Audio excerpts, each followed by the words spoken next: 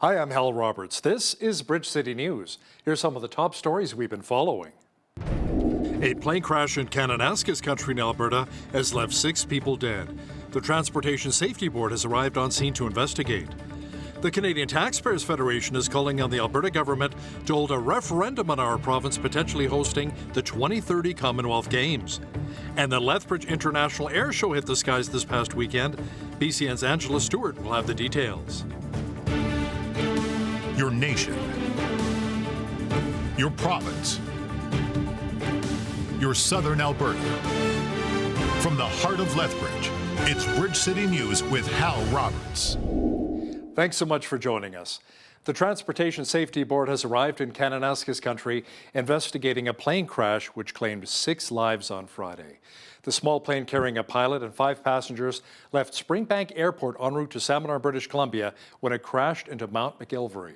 All 6 were from Calgary. There are so many questions as to why the plane went down. Aviation experts are looking into the weather at the time of the crash, along with the pilot's experience. They say it is also very risky taking a single-engine Piper plane through the mountains with so many passengers, considering the aircraft may have been over the weight limit. The names of the victims have not yet been released by police. Now, a GoFundMe campaign, however, has been set up for one of the victims' families, Adam Laser. RCMP say all 5 on board the aircraft were on their way to a church function. Police in Red Cliff, just outside of Medicine Hat, Alberta, say 3 people were killed after a vehicle left the road and landed in the St. Mary's Irrigation District Canal. RCMP say the incident occurred around 1 a.m. on Monday. One of the passengers was able to crawl out of the vehicle, which landed on its roof, go to a nearby residence, and call 911. A 28-year-old man and a 21-year-old woman, both from Medicine Hat, and a 21-year-old woman from Swift Current all died at the scene. An investigation into the crash is ongoing. Police have safely recovered 2 children who were the subject of an 11-day Amber Alert across British Columbia. Surrey RCMP say the kids were found along with 3 adults at a rural property near Edson, Alberta over the weekend. 2 adults were arrested at the scene, including the children's 45-year-old mother and her 53-year-old boyfriend. The pair is awaiting their next court appearance here in Alberta, while the children have been returned to their father, who has primary custody in British Columbia. The City of Lethbridge is encouraging residents to get involved in helping to determine the direction of the city. They're asking locals to apply to sit on council boards, commissions, and various committees. City officials say they're looking for around 24 people who would like to sign up. Without the community involvement on each of these boards, commissions, and committees, we lack the public's engagement, their voice, their feedback, and their assistance on many of the projects and initiatives each of these boards, commissions, and committees do. We struggled through 2020 through to approximately last year at the end of COVID to get some applicants for our boards, commissions, or committees. Last year we had approximately 75 applications for 40 vacancies. This year again we have 24 vacancies on our boards, commissions, and committees. The word that comes to my mind, if anyone is thinking about getting involved, is bring your perspective. What is your perspective of what is important to you in the city? I mean, it may not be the perspective that everyone agrees with, but it's always great to bring that opinion to a board like that and give us your input. We need to know. If you don't come, we don't know about that perspective. Officials say more information and a list of the different boards can be found on the City of Lethbridge website. Many people had their eyes on the skies this past weekend as the Lethbridge International Air Show took flight. The 2-day event drew a large crowd, with organizers expecting thousands of people in attendance. BCN's Angela Stewart spoke with first-time pilots flying in the show and members of the U.S. Air Force who said they were excited to be part of this year's event. It was quite the spectacle at the Lethbridge Airport over the weekend as many pilots took to the sky, putting on dazzling performances for spectators at the Lethbridge International Air Show. After coming off of last year's show, the event, which was supposed to return in 2024, Board President Dallas Hardy says they felt it was best to bring the air show back this year due to aircraft availability. Availability of aircraft next year wasn't going to be very good because of the 100 years of the Royal Canadian Air Force celebrations. The aircraft are going to be, both military and civilian, are going to be few and far between. With many people making their way onto the tarmac, Hardy estimates at least 5,000 to 7,000 people showing up on Saturday morning alone. Our ticket sales have just went through the roof the last couple of days, and I mean, if you look around, there's got to be 5,000, 6,000, 7,000 people so far, and we're not even in the heat of the day yet. Levi Streeter, a captain with the U.S. Air Force, says his first time at the air show was nothing short of amazing. We just love being up here and interacting with the community, and at the end of the day, we're all just aviation enthusiasts, and so being able to interact with people and just kind of stoke that enthusiasm, we love that. Also a first-time participant in the show was pilot Tom Larkin with Mini-Jet Air Shows. With his subsonic jet on display in the air, Larkin says a lot of his routine was modeled after the snowbirds. I do a lot of high-speed passes, rolls, multiple rolls, vertical maneuvers, loops, all the things that you would normally see from the solo with one of the teams. Hardy credits the spectators who came out for the event, saying the air show would not be possible without the community support. To see the people come out and support the whole air show deal is just heartwarming. It makes me feel really proud of our team. Officials say next year will include a static display tribute to the 100th anniversary of the Royal Canadian Air Force, with the air show returning and flying high in 2025. For Bridge City News, I'm Angela Stewart. Some very cool stunts there at the Lethbridge International Air Show. The Canadian Taxpayers Federation is calling on the Alberta government to hold a referendum to see if Albertans want to use millions of tax dollars to support a bid on the 2030 Commonwealth Games. The province, along with the cities of Calgary and Edmonton, are spending about $4 million to study whether our province should host the Games. Now, to chat about this in more detail is the Alberta Director of the CTF, Chris Sims, who joins us here from Lethbridge. Chris, the state of Victoria in Australia just cancelled its plans to host the 2026 Commonwealth Games after the estimated price tag jumped to more than $6 billion. Yeah, that wasn't a typo. It surprised me too. So it's over $7 billion Australian, but when you do the conversion, it's over $6 billion Canadian. Now, apparently they were playing around with where to host it and they were going to spread it over a bunch of different cities and change the venues, but that is just way too much money. It's an eye-popping amount of money. And obviously, Alberta taxpayers don't have that kind of cash. And closer to home here in Canada, Hal, the city of Hamilton, Ontario, also said no thanks. And that's when their price tag hit $500 million. So we think the province of Alberta really needs to tap the brakes here and hold a referendum. So why would the province even consider this, considering how many Albertans are still struggling with a high cost of living? Do officials believe there's a solid return on investment, bringing in lots of tourism dollars for our hotels and restaurants? Yeah, for sure. That's a great question. And we're getting some email back from our supporters saying, hey, we really like sports, or we really want to go to a table tennis tournament over 12 days. And, you know, this isn't about whether or not we like sports. Most people do, or that we want to have a good time. Most people want to have a good time. But that's a huge question if we're actually getting good return on investment or good value for money. We have not yet seen a convincing analysis showing that we're going to get good value for money here. And these price tags being bandied around are eye-popping. And you nailed it there. Affordability is key right now. We are seeing record demand for charities like food banks. That means that there are working people who are going to charity for jars of peanut butter and canned tuna. Why are we thinking about spending millions and millions of taxpayers' dollars on hosting a sporting event? At the very least, we deserve a say. And so Premier Danielle Smith is right by telling her Minister of Sport and Tourism, hey, in the future, we want to have a referenda whenever these sorts of big tournaments are pitched at us, but we think this one counts too. Thanks so much, Chris. That was Chris Sims, the Alberta Director of the Canadian Taxpayers Federation, joining us here in Lethbridge. Injured Humboldt Bronco Ryan Strechnitsky's Olympic dreams remain alive, but his path to the international stage could take him from the ice to the hardwood. The 24-year-old has been trying to make the Olympics in sledge hockey, but is now looking at trying the route through wheelchair basketball. I think it's time to maybe try other sports as well. I mean, obviously hockey I'm not giving up with, but I'm going to continue to work hard and again see where that takes me. But in the midst of that, I'm going to be playing golf and basketball and any other sport I put my mind to. I think a lot of adaptive sports have a good place in my heart. I mean, I have respect for these athletes and I want to embrace the sport and try and see how far I can take it. I stayed so fixated on hockey my entire life that I never really got to embrace other sports to the highest level. And now that I have this opportunity, I think, you know, why not? Why not try these other sports, try and grow grow them the way I did for sled hockey and try and give back to the community. I haven't really played a game yet. I haven't seen the top talent. I've heard good things, and I've seen incredible things. So I'm just hoping to compete and then make a roster spot. And all I can do is work to get there. In this chair, I'm not worried about tipping over as often, and so I can actually focus on playing the sport versus balancing on two blades. Well, it was another beautiful summer day here in Lethbridge. I'm kind of reminded of that song, Summer in the City by the Love and Spoonful back in the mid-60s.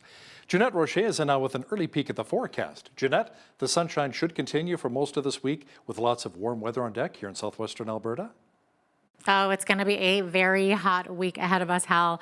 Today already exceeded our high of 27. We were already at 31 degrees by early afternoon. This evening, not cooling down all that much either, an overnight low of 12 degrees, which is still hotter than the average low for this time of year. Also dealing with those gusty winds from the west this evening at 30 to 50K. Into tomorrow, Tuesday, sunshine, high of 30 degrees, looking at a 20K wind, and then that should be lightening up by around noon. And yeah, the rest of the week going to be hot and sunny. I'll be back later in the show to give you all those details. Hal? Great. Thanks so much, Jeanette. The BC Wildfire Service says winds should help push the nearly 9 square kilometer Eagle Bluff wildfire away from the town of Osoyoos.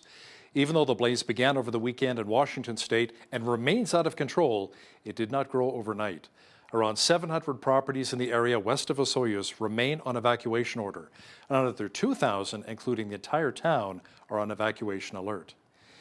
Meanwhile, here in Alberta, fire officials say we still have 119 active wildfires burning in the province. Just 6 are out of control and 39 are being held. Officials say around 71% of the active wildfires were caused by lightning, 18% were human-caused, and around 11% are currently under investigation for potentially being lit by arsonists. There are also many fire advisories across the province, including in Banff and Waterton Lakes National Park, the city of Fort Saskatchewan, along with the towns of Claresholm and Tabor. So far this year, Alberta has experienced 928 wildfires. Joey Ambrosi is a nature writer. He's written books on hiking and fishing in our beautiful Canadian Rockies. Ambrosi says when heading out to the backcountry, a key reminder is to always bring along some bear spray to protect yourself. Bear spray, which has come along in the last 20 years, is a good thing to have. The thing to remember with bear spray, I learned at a course, it's good from about 2 to 5 feet away. So it's a last resort. I've heard stories of people who think bear spray is like mosquito spray and you put it on yourself and you spray yourself with pepper spray, but that's not the way that works. And if you're spraying something that's 20 or 30 feet away, it probably blows away in the wind and doesn't do anything. It's kind of a last resort. And it will work. You sort of stop the bear in his track, has trouble breathing and seeing, and you got about half an hour to get away from there. It's good to know. Catch the full interview with nature writer Joey Ambrosi and BCN's Naveen Day coming up after Business News. Premier Danielle Smith says she wants answers from a Calgary medical clinic about its plan to charge membership fees for faster access to a family doctor. Alberta Health says it will launch an investigation and audit if the Marda Loop Medical Clinic goes ahead with a fee. It says fees of around $2,200 per year for a single adult and more for families violate the Canada Health Act along with provincial rules. Many food banks are relying on gleaned or rescued items to meet the demands of families here in Alberta. Edmonton's food bank says 60% of its food is gleaned. That's a reference to the biblical practice of picking leftover produce from a freshly harvested farm that would otherwise go to waste.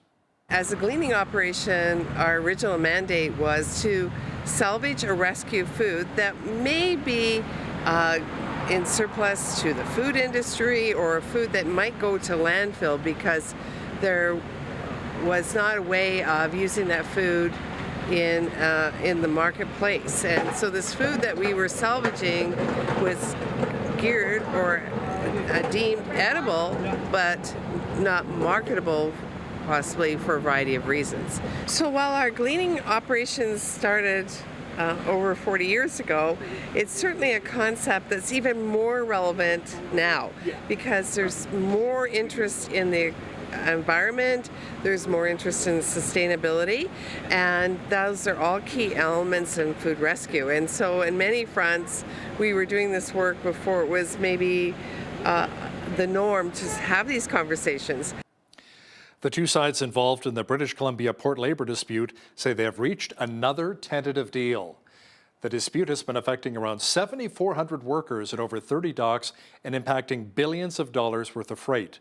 The International Longshore and Warehouse Canada and BC Maritime Employers Association issued a joint statement saying the deal was reached with the help of the Canadian Industrial Relations Board. The release says both sides are encouraging union members to ratify the agreement, but offered no details on the new deal. Rescue teams in Nova Scotia are suspending their 2-week-long search for a youth who was swept away in floodwaters until it is safe for divers to search deep pools and fields. Officials say search teams near Brooklyn have run into deep pockets of water. Despite an extensive search to date, we've unfortunately been unable to locate the missing youth who went missing as a result of the July 21st floods, flash floods. As a result, searchers have continued their thorough search over the weekend. They encountered deep pockets of water, in some places 8 to 10 feet in depth. These pockets of water have low visibility and unpredictable terrain. As a result, a search of the ponds by the searchers would put them in risk of being injured, and we've made the difficult decision to temporarily suspend our operations at this time. It's expected that the pockets of water will drain on their own, and we're encouraged how quickly the draining is occurring. 2 children and a 52-year-old man died when 2 vehicles were knocked off the road into a hayfield by rising water during the major storm. Their bodies have since been recovered. Some sad news in the entertainment world now. Paul Rubens, the man who played Pee Wee Herman in the 80s TV series, has died. His friends and family say he passed away from cancer. Rubens had a statement released after his death which read, "Please accept my apology for not going public with what I've been facing the last 6 years. I have always felt a huge amount of love and respect for my friends, fans, and supporters. I have loved you all so much and enjoyed making art for you." Pee-wee's Playhouse ran for a number of years back in the 1980s.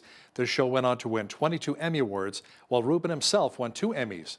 There was also some controversy surrounding Rubens, who was arrested and charged with exposing himself inside of an adult theater back in 1991.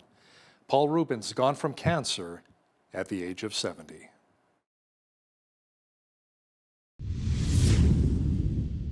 You know, it's another beautiful day to ride your bike through the coulees or to perhaps take a dip in your pool if you're lucky enough to have one. Jeanette Roche is now with all of the weather details. Jeanette, we also have some nice swimming lakes here in southwestern Alberta, including at Wally's Beach and Park Lake, but those reservoirs appear to be slowly drying up. Yeah, it's a shame. And you know, growing up in Manitoba, I really miss those beautiful beaches and lovely lakes being out here in southern Alberta. So there you go. Shout out to Grand Beach in Manitoba for sure. But it's going to be a hot one. We are going to need water, any type of water we can get ourselves into. Looking at a high of 30 degrees both Tuesday and Wednesday, plenty of sunshine. Down to 24 on Thursday, which is more seasonable, and then back up to 28 on Friday, 25 degrees for the weekend, Saturday and Sunday, with a mix of sun and clouds. So the average high for this time of year, 26, average low 11 degrees, 34. That was our high temperature on this day back in 1973, and in 1968 it was the chilliest, which was only 3 degrees. 6 a.m. on the nose. That's when the sun woke up this morning. This evening our sun sets at 9:14, and that's giving us 15 hours and 14 minutes of a daylight. It's fairly sunny one on the west coast tomorrow. Light winds in Victoria, high of 23 degrees. Looking at 50k winds though in that windy Wanda Fuca Strait. 23 for a high in Vancouver, about 4 degrees warmer inland. Lots of sunshine there. Edmonton, high of 25, looking at 60% chance of early morning showers. Also could see a risk of a thunderstorm there. 26 for a high in Calgary. Calgary seeing a severe thunderstorm watch this evening. So that is actually moving along the foothills and heading east, and it could be capable of producing very strong winds, some hail, and some heavy rains as well. So be on the watch for that. Calgary looking at a mix of sun and cloud for you tomorrow though. 29 for a high in Saskatoon. Also looking at that severe thunderstorm watch this evening. Regina looking at showers tomorrow and a chance of thunderstorms there. 29 for a high, 27 for a high in Winnipeg. Winnipeg seeing some 30% chance of showers there tomorrow. Could see a thunderstorm as well. A lot of precipitation also also expected in central Canada. Toronto looking at a chance of showers tomorrow, high of 24 degrees, 22 for a high in Ottawa, expecting some rain there. And also Montreal, 22 for a high. Could see some early morning showers, but clearing up later on in the day. As we get into Atlantic Canada, also seeing a bit of precipitation. As we move over into Fredericton, could see a 30% chance of showers later in the day, but mainly sunny skies for the early part of the day. Seeing that cloud coverage a little bit later on. 22 for a high there, 26 for a high in Halifax. Halifax seeing 60% chance of rain, 60% chance of rain also in Charlottetown tomorrow. 23 for a high there, risk of thunderstorm. 18 only for a high in St. John's. Looking at some shower activity there as well. So there you have it. That is your forecast. Another tentative deal has been reached between the two sides involved in a labor dispute affecting around 7,400 port workers in British Columbia. A joint statement issued by the union and the BC Maritime Employers Association says a deal has been reached with the help of the Canada Industrial Relations Board. The statement offers no details in the new deal, but says both sides are encouraging members to ratify the agreement. Shell Canada has reportedly agreed to divest some of its Western assets to get the Competition Bureau's approval on its gas station deal with Empire Company. The Bureau concluded that the energy company's plan to buy 56 gas stations from an affiliate of a grocery giant would likely lessen or prevent competition in 3 markets in both Alberta and British Columbia. It says Shell will divest assets in Brooks, Alberta, along with Fort St. John and Mission, British Columbia. Shell struck a deal last December to purchase all of Sobeys Western Canadian gas stations, saying the agreement would help it grow its retail fuel footprint across the country. Now, here's a look at today's markets. The TSX was up 107 points on the day to finish at 20,626.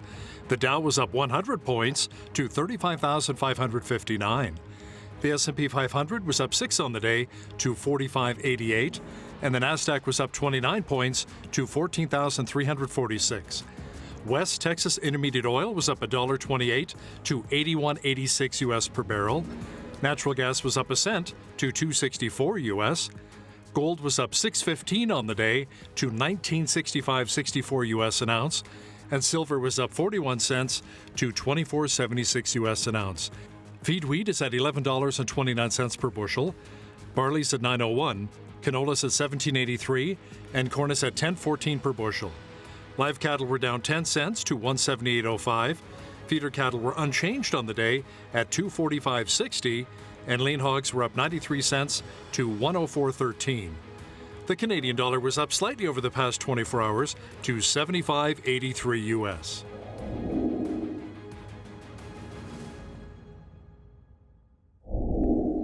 Recapping one of our top stories, the Transportation Safety Board has arrived in Kananaskis country investigating a plane crash which claimed 6 lives on Friday.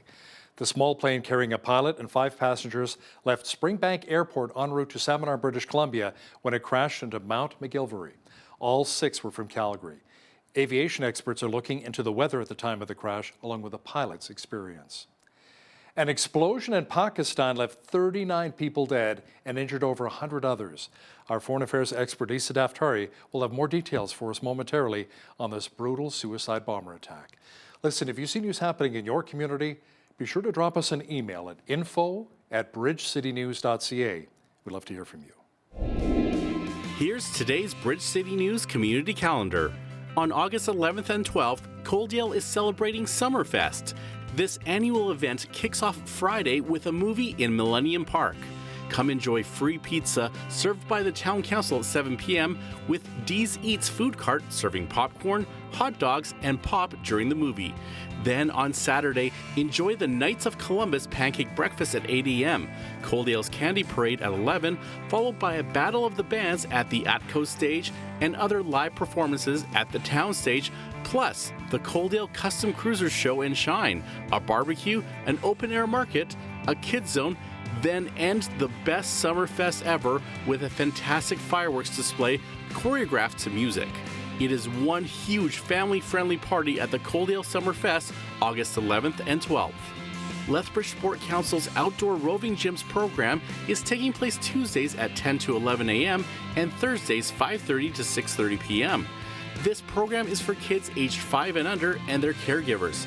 Come and enjoy an hour of fun and get active. The location of each roving gym alternates between Legacy Park, Gyro Spray Park, and Henderson Lake Park. Locations of weekly roving gyms can be found online at lethbridgesportcouncil.ca/roving-gyms. Advanced registration is required as space is limited. And that's today's Bridge City News Community Calendar.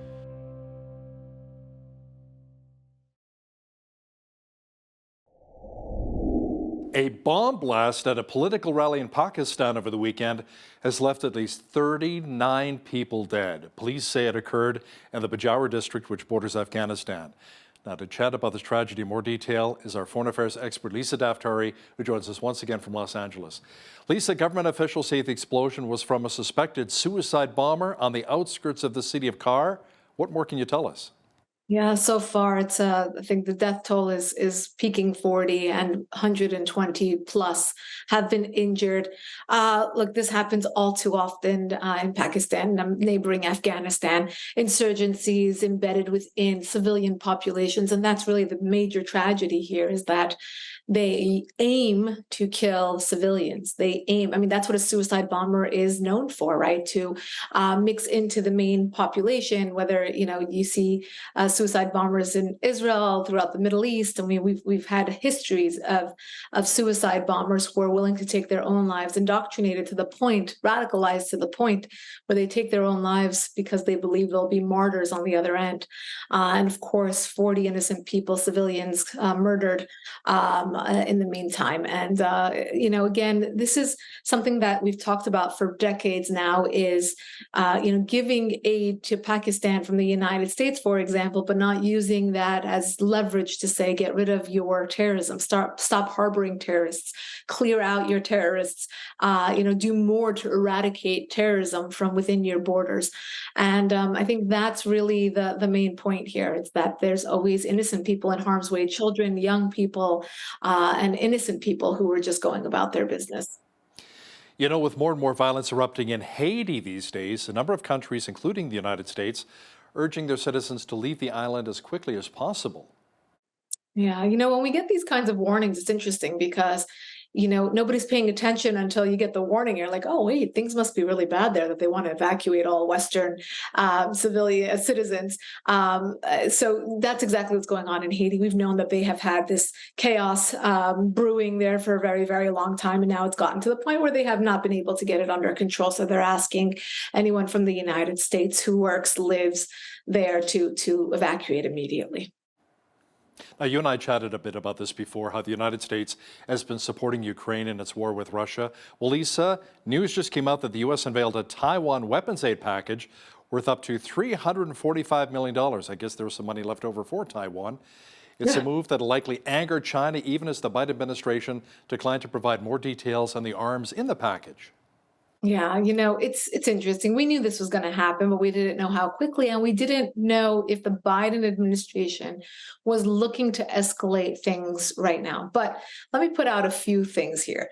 Yes, it was a $345 million military aid package. Yes, it looks very, very it looks like the United States wants to take a clear position on this, while at the same time, like you said, angering and perhaps escalating the situation with China.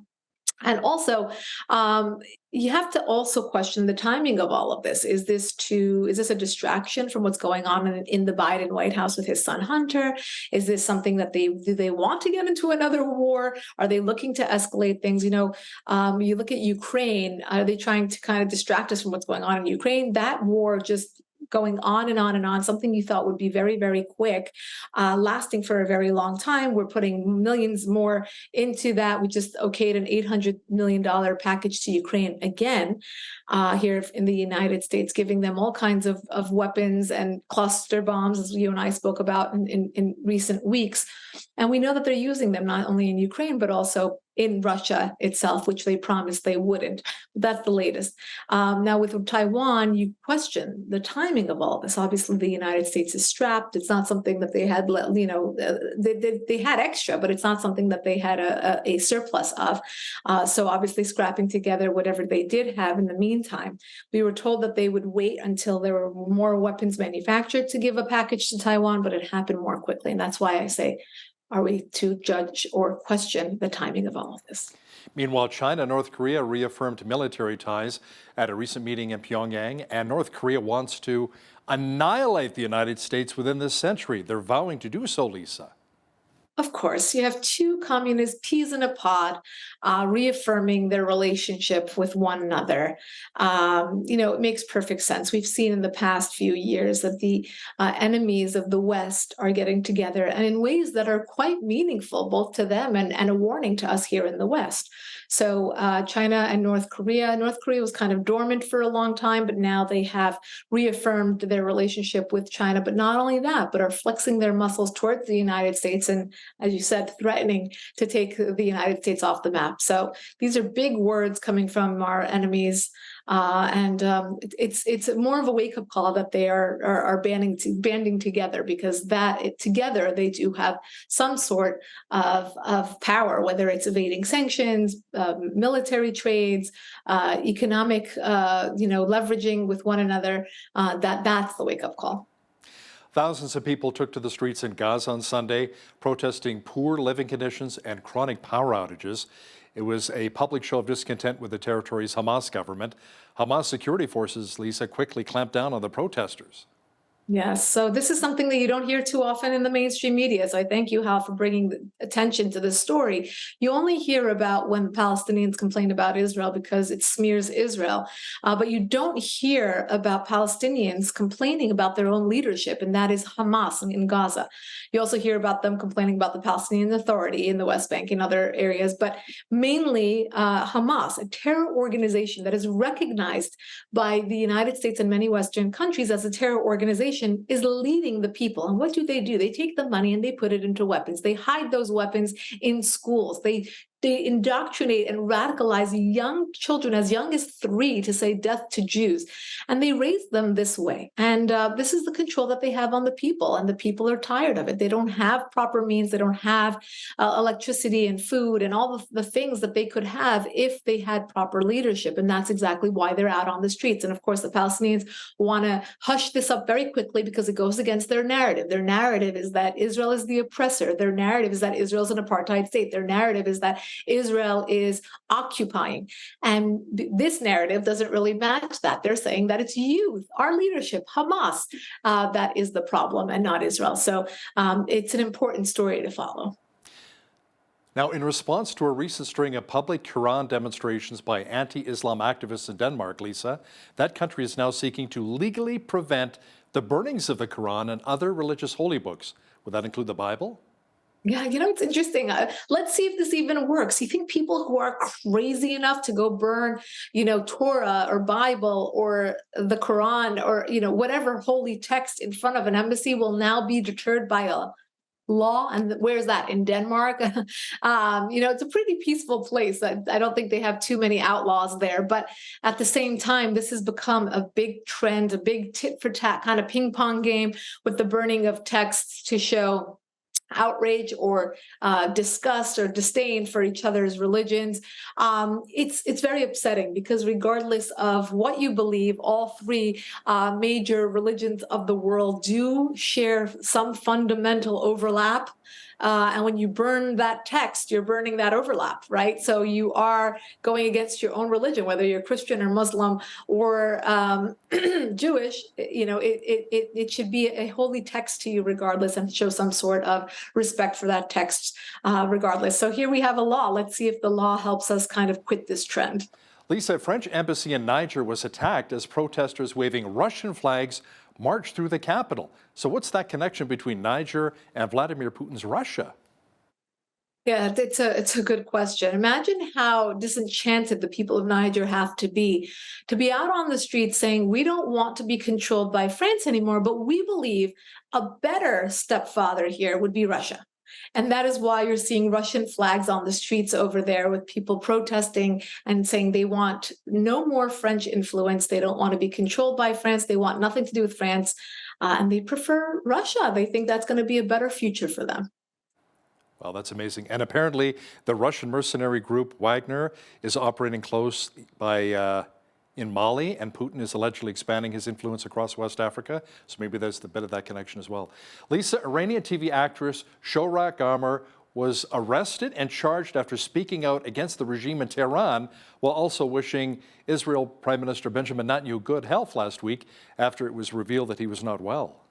Yeah, so this is interesting. You know, my first reaction to the story was, why is an Iranian actress even wishing Bibi well? I mean, not that she should be arrested for it, but it just goes to show right now where the people of Iran are. They are looking to stick it to the government. They're looking to stick a finger in the eye of the regime. And she knew that by obviously supporting the protesters, by supporting the revolution, and also by showing support for Israel, showing support for Bibi Netanyahu, who is the prime minister of Israel and obviously a very strong figure who has stood up to the regime to say, we're going to retaliate against anything you do with nuclear weapons, or if you attack us, we're going to retaliate. Obviously a very strong figure. She knew exactly, I think, what she was doing, but obviously I don't think she believed it would be punishable by, arrest or jail time, which we're seeing is the case. So it just, another example of a celebrity or somebody who's in the public eye being punished as a symbol of what the regime can do, telling people not to support the movement, not to support Israel, not to support the United States. And here you have an example of what happens when you do. Now, speaking of Israel, government officials there say the country will build a 100 billion shekel, or about $27 billion US, rail expansion that'll connect its outlying areas to metropolitan Tel Aviv. At least in the future, it could provide overland links to Saudi Arabia. That would be something. Yeah, this is wonderful. These stories, as somebody who's been covering the region for so many years, these stories really make me so happy, and they show so much progress and a coming of age in the Middle East. Let's just hope that it works. We've known that Saudi Arabia will perhaps in the near future normalize relations with Israel, fingers crossed that it does happen, adding themselves to the list of growing countries that are normalizing relations with Israel under the Abraham Accords, which of course was brokered by the United States under President Trump in the last term. And now these are deals of prosperity. So we have economic cooperation, we have military cooperation, we have private and public deals that are benefiting both sides, both Israel and these moderate Arab states. Saudi Arabia, if they join as well, is going to really shift that axis in the Middle East to say these are the countries that will move forward, and these are the countries that are going to stick with Iran's regime and terrorism and stay in the dark ages. And we hope that the people of Iran can even join over. So we're hoping for that revolution as well. But this train is really symbolic, not just going from north to south in the small country of Israel, which is wonderful, but it does have potential to go outside the country and to connect Israel with its neighboring Arab states. Lisa, let's bring things a little closer to home for just a moment. What's the latest with Trump? Does Donald Trump really stand a shot at winning the Republican nomination, especially what he's going through right now, being tied up in the courts? You know, Hal, if I had a little bit of money for every time I was asked that question, I could probably, stop doing a little bit of work, but I wouldn't even retire. Yeah. Yeah. But the point being, let's put the facts out first, and I'll give you my opinion. The facts are that he is ahead in the polls. He is way ahead in the polls. So he's probably doubling what DeSantis is bringing in. I think this morning I heard numbers like it was 30 to 40% for Trump. I don't know. Don't quote me on that. But DeSantis is at 16%. And I do remember that. And then the others were at 2 or 3% each. So obviously Trump is leading by a lot. I think a lot of people want him back in office. They enjoyed his policies. They enjoyed in America under his governance. And they didn't mind the questionable tweets that a lot of people don't want him for. On the other end, he's in a lot of legal trouble. Every day there's something new. Whether you believe that they're contrived, whether you believe that the legal system is being used against him, or you believe that he actually is guilty and should be punished, let's put that off to the side. We don't know what his future will be because of these legal issues, and if he'll be able to basically run for office or if he will be able to serve. So he is such a divisive, polarizing candidate, unfortunately, that's the issue. And you have so many Americans who are standing behind him and do appreciate him, and not just Americans, by the way. He's very popular in many parts of the world. And you see this kind of like this Trump wave or this Trump fever that spread throughout the world, with a lot of different countries electing conservative candidates. And I wouldn't call Trump the face of conservative politics, but he was the outside contender that came in without being part of the problem, without being part of the swamp, as we call it, without being part of the establishment, and was able to offer changes that were common sense changes. And again, if you put aside your disdain for him because of his personality or whatever it may be, he did come in as an outsider and served without wanting any of that, establishment kind of underground politics and that culture that a lot of people in Washington bring to the table. And we're seeing that right now with the Biden family. That's a great example of that. She's a political commentator and the foreign affairs expert from the Foreign Desk. Lisa Daftari, thanks again for joining us today from Los Angeles. Thank you.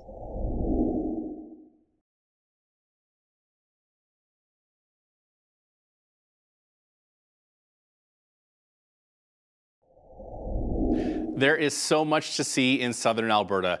It really is a haven for those who love to do road trips. Just to the west of Lethbridge is the Crow's Nest Pass, an area to enjoy the mountains and features that nature has for us. One local area man who has written a few books about Crow's Nest Pass and the natural wonders of the area is Joey Ambrosi. His books include Fishing the Canadian Rockies and Hiking Alberta's Southwest. Joey Ambrosi, welcome to Bridge City News. Thank you very much.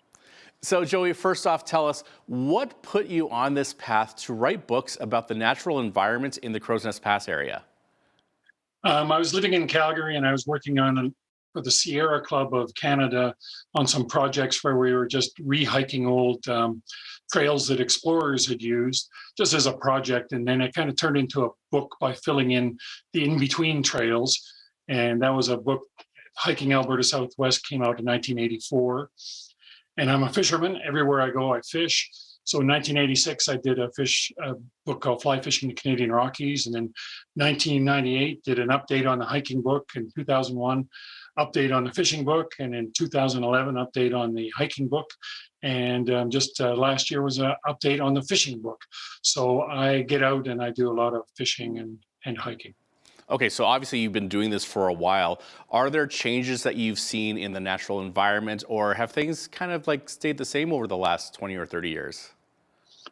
I would think in the late 70s, 80s into the 90s, hiking was really big in the Rockies, including Banff, Jasper, and down here to the Crow's Nest Pass. And then it sort of died out. It didn't die out completely, but it sort of went into a little bit of a decline, but it's back on again. And I think COVID was one of the big reasons. I think people realized that they could go out in the woods, be by themselves or with their family and be safe and go fishing or go hiking or go mountain biking or go snowmobiling or go do what they want and be safe. And then I think in that way, a lot of people, Crow's Nest Pass especially, was new to them. So they came out here and they found one or two trails they liked, and they realized, wow, there's still another 40 or 50 trails that I haven't hiked yet, so they come out here regularly. Do you feel in a way that the pandemic also attracted new people to the area? Because like we were always told to socially distance ourselves. So I mean, like, what better way to social distance than go hiking in the pass? Yeah, part of it was people weren't supposed to go into British Columbia, and of course from there they go down to Montana. Crow's Nest Pass has always been a thoroughfare. People drive by on the highway and very few people stop. But when the restrictions were in, you still could go to BC, but it had to be for a specific reason. So a lot of people came down from Edmonton, Calgary, Lethbridge, wherever. They came down to Crow's Nest Pass. They looked at our COVID numbers, which were very good, and they realized they could do hiking or fishing or whatever they wanted to do Plus, they could come up to the Frank Slide Interpretive Center, which was still open, and we had some restrictions on how many people in at a time and stuff. Then I think they came down here and they realized, wow, there's a lot more down there than I ever realized in terms of history, in terms of natural environment. There's all kinds of things. So I think people are coming back over the last few summers. And there are a lot of Albertans that enjoy the public land use zones north and south of Crow's Nest Pass. So without giving away your favorite secret spots, are there some places that maybe aren't well known yet, but yet they're wonderful places to visit? Yeah, when you write a fishing book or a hiking book, you give away all your secrets. You don't say that is the secret lake, but it's in there. So there's nothing that was kept out of any hiking book or any fishing book. So they're all in there. You just have to figure that out for yourself. But there is many, many wonderful fishing and hiking locations all the way from Waterton up through Crow's Nest, even over into British Columbia, into Fernie and that area, and then northwards up towards Chain Lakes and places like that. And I hear that there are caves that can be explored just south of Coleman. So tell us about those experiences and how far deep into these caves can you get? To get into the main caves, you don't want to go in there unless you actually know what you're doing. So I'm not going to say where those ones are. You can go to the Environment Department and you can talk about, some of them are locked. Some of these are the longest caves in Canada. Wow. Gargantua Cave and Yorkshire Pot. And they go several kilometers underground. But there's been, over the last 20 years, that people have gone in without the right equipment. And obviously it's a cave and there's drop-offs and there's been rescues that have had to be undertaken in those caves. So it's not either for the faint of heart or for people with no experience. So we don't really advertise exactly where the caves are. The people who are in that, it's called spelunking, people who are in that, like doing that, know where the caves are and they know how to get into them. So if you want to explore the caves and you're a novice, you may want to hire a tour guide for those? It's not even tour guide. You'd probably have to find somebody in the caving community who would be interested in taking you in on that. Now, your first book, Fishing the Canadian Rockies, has been a popular one.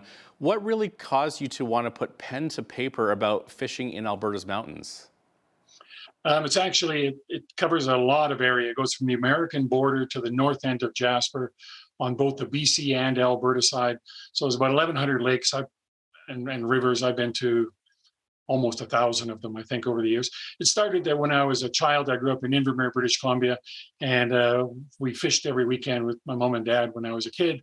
Then I moved to Calgary, and so I did a lot in Banff and Jasper, and then later moved to the Crow's Nest Pass. And then just after a while, you realize, wow, I've covered all this area. If I take maybe one summer and fill in all the blank spots that I haven't been to, I do have enough for a book. So there was never an intention at the beginning to write a book. It was intention to go fishing. So I always have to tell my wife that I'm going to do some research. So now, it has been said that the rivers and creeks of the eastern slopes of southern Alberta have some world-class fly fishing opportunities. Are there still creeks or rivers that stand out to you as excellent spots to go fly fishing or even regular cast fishing? Yeah, both. I'm a fly fisherman myself. In this area, obviously, the Crow's Nest River is outstanding, and they've got new regulations, a lot more catch and release, so the fish get put back in the water, and you can catch them again, and they get bigger and bigger. So it's world class. A lot of the smaller streams are just fun. There's lots of fish to take children up, and you catch fish in a lot of the tributaries of the Crow's Nest River, but it's the main one here.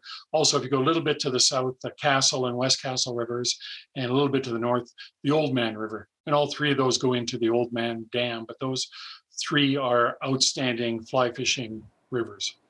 Can you talk about the different times of spring, summer, and fall where certain regions may be better for fishing than others? And are there certain areas that maybe you recommend in July and August versus early spring or September or October? Yeah, obviously all the lakes freeze over here. So There is ice fishing. I'm not an ice fisherman, but there's a few lakes where you can ice fish. In the spring, when the ice goes off, it's usually pretty good fishing in most of the lakes around here. Early season, when it gets too warm, the fish tend to go deeper because it's cooler water down below. So the lakes that work better in the hot seasons are the deeper lakes, but you have to usually have a boat or something to get out there and fish a little bit deeper.